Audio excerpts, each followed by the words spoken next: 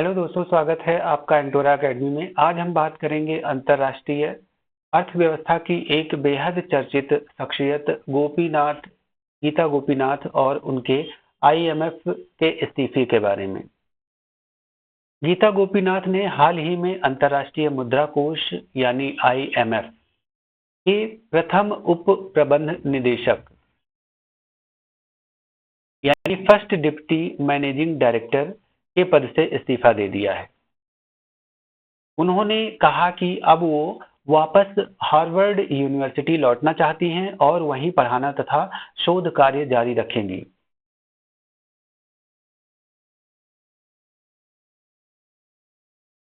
गीता गोपीनाथ कई मायनों में खास हैं।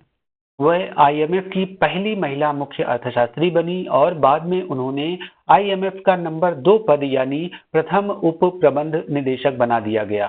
उन्होंने अपने कार्यकाल के दौरान आईएमएफ को नई ऊंचाइयों तक पहुंचाया। उनका काम सिर्फ आईएमएफ तक ही सीमित नहीं रहा। उन्होंने पूरी दुनिया को राह दिखाई। कोविड-19 महामारी के समय, रूस यूक्रेन युद्ध के दौरान और वैश्विक मंदी के खतरों के बीच उन्होंने नीतियों और आर्थिक फैसलों में अहम भूमिका निभाई है।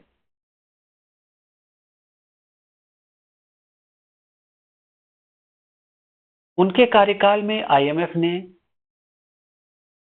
महामारी से उबरने के लिए देशों को आर्थिक मदद दी, ऋण राहत की योजनाओं पर कार्य किया, समावेशी विकास और जलवायु परिवर्तन पर ध्यान दिया तथा दुनिया भर के देशों को सलाह दी कि मुद्रास्फीति यानी महंगाई को कैसे नियंत्रित किया जाए। अब सवाल ये उठता है कि उनके इस्तीफे का क्या मतलब है। आईएमएफ में अब नए नेतृत्व के आने से शायद नीतियों की दिशा में कुछ बदलाव देखे जा सकते हैं और गीता गोपीनाथ हार्वर्ड लौटकर नई पीढ़ी के अर्थशास्त्रियों को पढ़ाएंगी तथा शोध के जरिए वैश्विक अर्थव्यवस्था में योगदान देती रहेंगी।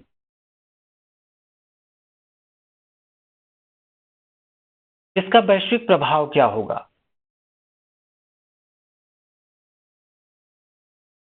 जिस प्रकार से गीता गोपीनाथ ने सामूहिक राजकोषीय प्रोत्साहन के माध्यम से महामारी से उबरने के लिए देशों को आर्थिक मदद दी थी तथा ऋण राहत की योजनाओं पर काम करके समावेशी विकास और जलवायु परिवर्तन पर ध्यान दिया तथा दुनिया भर के देशों को सलाह दी थी कि मुद्रास्फीति यानी महंगाई को कैसे नियंत्रित किया जाए और जलवायु पर कैसे संवाद स्थापित किया जाए, जलवायु से उत्पन्न खतरों पर। उनके कार्यकाल के बाद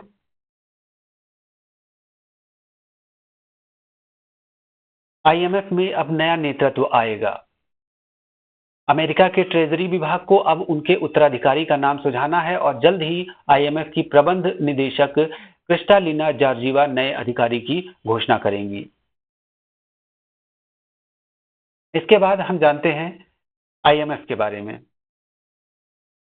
आईएमएफ यानी इंटरनेशनल मॉनेटरी फंड एक वैश्विक वित्तीय संगठन है जिसकी स्थापना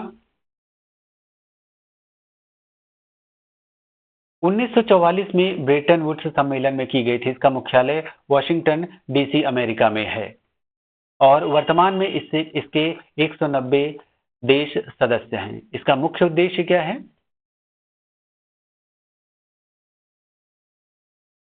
इसका मुख्य उद्देश्य वैश्विक मौद्रिक सहयोग को बढ़ावा देना, वित्तीय स्थिरता सुनिश्चित करना, अंतर्राष्ट्रीय व्यापार को प्रोत्साहित करना तथा उच्च रोजगार और सतत आर्थिक विकास को बढ़ावा देना, दुनिया भर में गरीबी कम करना इसका मुख्य उद्देश्य है। इसकी संरचना की बात करें,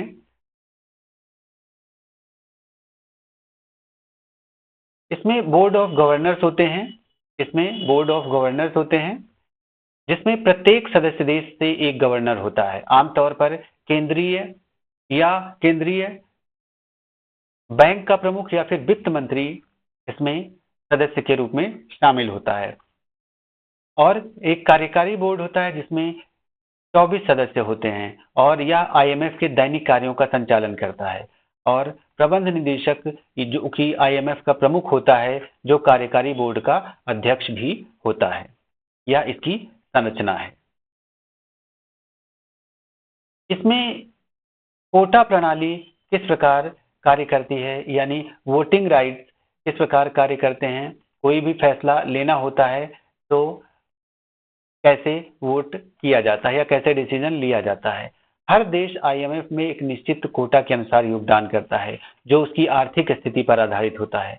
इस कोटा के आधार पर वोटिंग अधिकार भी तय होते हैं। विशेष आहरण अधिकार क्या है? यह आईएमएफ की अंतरराष्ट्रीय आरक्षित संपत्ति है जो 5 प्रमुख मुद्राओं अमेरिकी डॉलर, यूरो, जापानी येन, ब्रिटिश पाउंड और चीनी रम के आधार पर निर्धारित होती है। ये थी आईएमएफ के बारे में महत्वपूर्ण जानकारी। अब हम इस टॉपिक से related multiple choice questions solve करते हैं। पहला प्रश्न है, आईएमएफ की पहली महिला मुख्य अर्थशास्त्री कौन बनी थी? क्रिस्टालिना जॉर्जीवा, गीता गोपीनाथ या फिर उर्सुला वॉन डेर लेयन या फिर नुवोजी ओकोंजो-इवेला। इसका आंसर गीता गोपीनाथ ने 2019 में आईएमएफ की मुख्य अर्थशास्त्री के रूप में पदभार संभाला। यह पद संभालने वाली वह पहली महिला बनी। सेकंड, गीता गोपीनाथ ने आईएमएफ से इस्तीफा क्यों दिया? निजी कारणों से, विश्व बैंक में शामिल होने के लिए, हार्वर्ड यूनिवर्सिटी में लौटने के लिए या फिर संयुक्त राष्ट्र महासचिव बनने के लिए। इसका आंसर है हार्वर्ड यूनिवर्सिटी में लौटने के लिए। उन्होंने हार्वर्ड यूनिवर्सिटी में पुनः अध्यापन और शोध के लिए आईएमएफ से इस्तीफा दिया। अगला प्रश्न है, आईएमएफ में गीता गोपीनाथ किस वरिष्ठतम पद तक पहुंची? मुख्य अर्थशास्त्री, प्रबंध निदेशक, प्रथम उप प्रबंध निदेशक या फिर वित्त मंत्री। इसका आंसर है सी, प्रथम उप प्रबंध निदेशक। 2022 में उन्हें आईएमएफ की नंबर 2 अधिकारी यानी प्रथम उप प्रबंध निदेशक बनाया गया।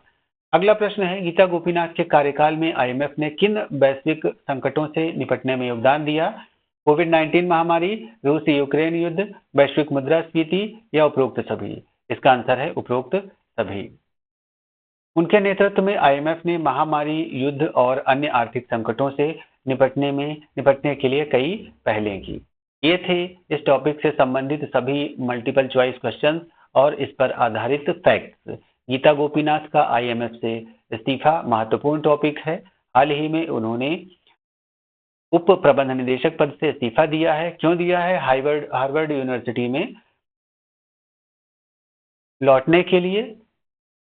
वह आईएमएफ की पहली महिला मुख्य अर्थशास्त्री रही थी। वो 2019 से 2022 तक आईएमएफ की नंबर 2 की अधिकारी रही हैं और उन्होंने कोविड-19, रूस यूक्रेन संघर्ष जैसी वैश्विक आपदाओं में निर्णायक भूमिका अदा की है।